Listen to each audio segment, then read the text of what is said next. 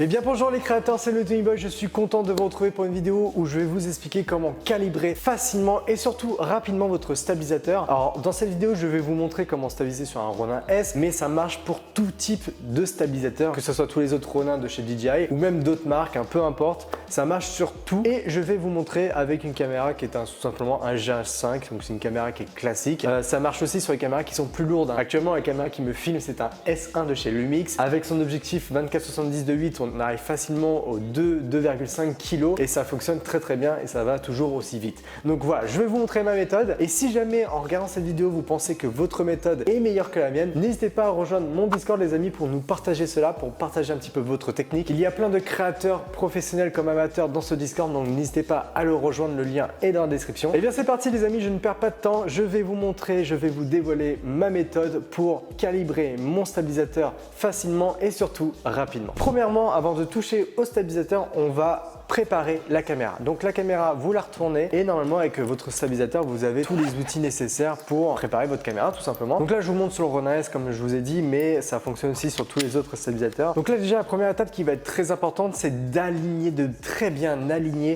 votre... j'appelle ça comment? J'appelle ça une palette. Moi, je vais l'aligner, il faut vraiment que ça soit hyper droit. Si c'est de biais, ça ne va pas aller. Voilà, c'est logique, il faut que ça soit vraiment droit. Bien sûr, la petite pièce rouge, on la connaît celle-là. Si vous êtes vidéaste, vous la connaissez par cœur. Voilà, donc là je suis parfaitement droit. N'hésitez pas à utiliser par exemple une sorte de cale en bois par exemple pour caler ou quelque chose de plat pour essayer de caler au maximum pour que ça soit très bien aligné. Moi ensuite je vais enchaîner tout de suite par l'autre palette. Je sais plus comment on appelle ça, moi j'appelle ça une palette, n'hésitez pas à me dire en commentaire comment vous appelez ça. Et du coup là, c'est là où ça va être très important, c'est que la palette par exemple comme ça ne fonctionne pas. En fait la question qu'il faut se poser tout de suite quand vous préparez votre caméra, c'est de savoir où sera le point de gravité de votre caméra. Le point de gravité ne va pas être ici au centre de la caméra puisqu'il y a l'objectif. Le point de gravité va être en général entre l'objectif et la caméra, selon le poids de l'objectif bien entendu. Là l'objectif est très léger, du coup le point de gravité, moi je pense qu'il va être même un petit peu encore à l'intérieur de la caméra, donc on va se mettre à peu près comme ça. Voilà, en général je fais ça comme ça et ça fonctionne très bien. Et là je vise bien sûr avec la petite pièce, avec la petite piécette, paf, ça c'est good. Si votre objectif est lourd, je vous conseille de mettre cet accessoire que vous trouvez chez DJI, mais je pense que chez les autres marques il y a aussi cet accessoire. Ça permet de soulager le poids de l'objectif, c'est-à-dire vous vissez comme cela. Et là, ça va changer un petit peu la donne parce que en fait, cet outil va vous servir à supporter pour pas que l'objectif tombe vers l'avant. Voilà, donc là, vous dévissez. Donc imaginons que l'objectif était super lourd sur le GH5, ce qui est faux, bien évidemment, parce qu'il pèse vraiment un poids plume. Mais là, on va le mettre toujours entre les deux bagues. Vous avez forcément, en général, une bague de mise au point et une bague de zoom sur votre objectif. Donc vous le mettez entre les deux, vous positionnez, voilà, comme ceci. Moi, je suis pas mal là. Moi, je suis pas mal. Je vais visser. Une fois que vous avez vissé votre palette, hop, et bien là, vous pouvez visser du coup le support objectif pour tout simplement supporter l'objectif. Et du coup là, vous avez accès à votre mise au point et au zoom, bien évidemment. Voilà, ça ne change rien, mais ça aide à supporter le poids de l'objectif si l'objectif est trop lourd. Donc si votre objectif fait 1 kg, il faut le mettre, très important. Mais là pour le GH5, j'en ai pas besoin. Clairement, quand vous n'avez pas besoin, il faut pas le mettre. Surtout là, j'en ai vraiment pas besoin. Puis en plus, il est tout petit l'objectif. Voilà, donc hop, je l'enlève et je vais bien replacer ma palette. Une fois que votre caméra est prête, vous mettez ça de côté. On va s'occuper maintenant du stabilisateur, les amis, le fameux El Famoso. Alors comment je procède? Premièrement, déjà, je vais mettre la caméra dessus. Ça va être plus pratique, je pense. J'actionne la caméra, voilà. Et là, premièrement, vous tenez un bout du stabilisateur. C'est-à-dire qu'on va régler étape par étape. Premièrement, on va régler l'inclinaison de la caméra.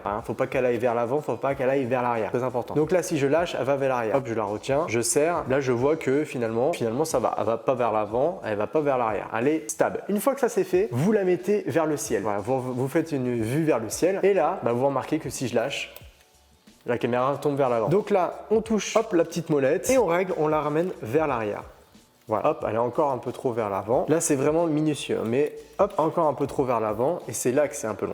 C'est là que c'est un peu long. Mais au fur et à mesure, vous connaissez. Là, vous voyez, maintenant, je l'ai mis un peu trop vers l'arrière. Donc là, je suis à rien de trouver le bon compromis. Voilà, là, on est pas mal. On est pas mal. Si je me remets devant, la caméra ne bouge plus. Si je regarde en l'air, la caméra bouge encore un petit peu. Donc là, c'est vraiment du petit détail. Mais sachez que les amis, vous n'êtes pas obligé d'être précis. C'est-à-dire que les moteurs que vous avez dans votre stabilisateur compensent mais largement ce petit écart. Par par exemple de stabilisation. Mais nous, on va faire les choses bien. On va remettre ça bien comme il faut. Ça m'a l'air pas mal là. C'est très dur de faire bouger genre de 1,2 mm. Voilà, donc là, si la caméra, en tenant bien sûr le stabilisateur, la caméra de l'avant, voilà, finalement, elle tient. Qu'on regarde en haut ou en bas, elle tient le cap. Voilà, déjà là, on a stabilisé le premier axe. Maintenant, le deuxième axe, ça va être tout simplement le gauche-droite. Si je tiens le stabilisateur par le troisième axe et non pas le deuxième, si je lâche ma main droite, la caméra elle tombe vers la droite. C'est parce qu'il y a trop de poids vers la droite. Donc tout simplement, on va toucher la molette qui est ici pour ramener la caméra vers la gauche. Donc hop, je retire la molette, je l'emmène vers la gauche et là, il va trop vers la gauche. Donc là maintenant, à vous de juger. On est pas mal, encore trop vers la gauche. On est pas mal. Et là, regardez, déjà la caméra elle tient toute seule. Voilà. Et si je l'emmène en haut ici, elle tient. Et en bas ici, elle tient. Voilà, c'est tout simplement, donc déjà c'est stabilisé là. Ensuite, la dernière étape, ça va être tout simplement le troisième axe qui se trouve juste ici. Pour ce faire, vous mettez votre caméra droite devant vous. Paf, comme ceci. Et là, vous allez prendre votre poignée et vous allez la faire basculer. Donc moi par exemple, je vais faire basculer vers vous. Attendez, hop, tac.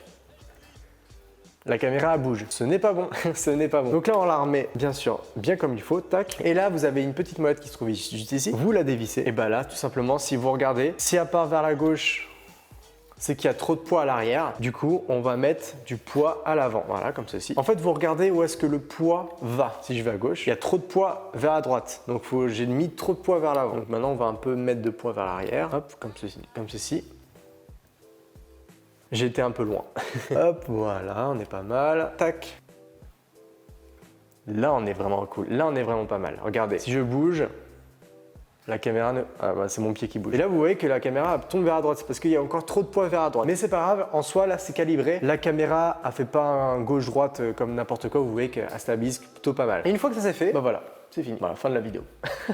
Voilà, votre caméra est stabilisée. Maintenant, quand je vais allumer mon stabilisateur, je vais l'allumer rapidement pour vous montrer. Il va stabiliser tout seul et très bien même. Et même si vous retirez le capuchon, ça stabilise quand même parce que les moteurs compensent quand même. Hein, parce qu'il faut aussi se dire que c'est mécanique, mais je veux dire, vous mettez pas des poids, etc. Ça compense. Voilà. Donc voilà, vous faites ce que vous voulez. C'est stabilisé comme jamais. Donc voilà un peu comment moi je procède. Vraiment, faut faire étape par étape. Donc si je résume, lors de la préparation de votre caméra, faut très bien aligner votre palette quand vous la vissez. Très important. Et ensuite, quand vous mettez votre caméra sur le stabilisateur pour calibrer votre stabilisateur, là, faut vraiment aller étape par étape. Voilà, donc vous mettez votre caméra, vous tenez le deuxième axe, vous réglez le premier axe, ensuite vous tenez le troisième axe, vous réglez le deuxième axe, et une fois que vous avez réglé le premier et le deuxième axe, il vous reste juste le troisième axe à faire et ça va très vite. Voilà, il suffit juste de bien doser un petit peu selon, s'il penche trop vers la gauche, s'il penche trop vers la droite, trop en avant, trop en arrière. Voilà, il suffit juste de doser. Le conseil ultime que je pourrais vous donner, les amis, c'est de vous entraîner, vraiment. Moi, quand je l'ai reçu mon Ronin S, la première fois que j'ai voulu calibrer, j'ai mis une demi-heure. C'est bon? Et je me suis dit non Thomas, tu peux pas mettre une demi-heure pour calibrer un stabilisateur. Donc ce que j'ai fait, c'est que j'ai pris 1 heure à 2 heures de mon temps pour recalibrer, dérégler, recalibrer, dérégler. Et maintenant je calibre, on va dire, un stabilisateur en moins de 30 secondes, largement. Donc c'est un gain de temps qui est vraiment pas négligeable, surtout quand on est sur le terrain avec des clients. Le client voit tout de suite que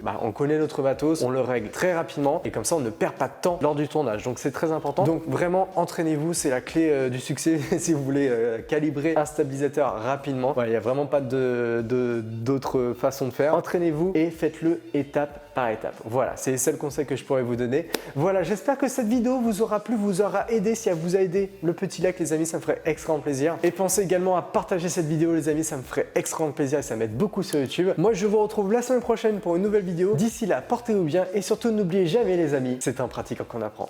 Ciao.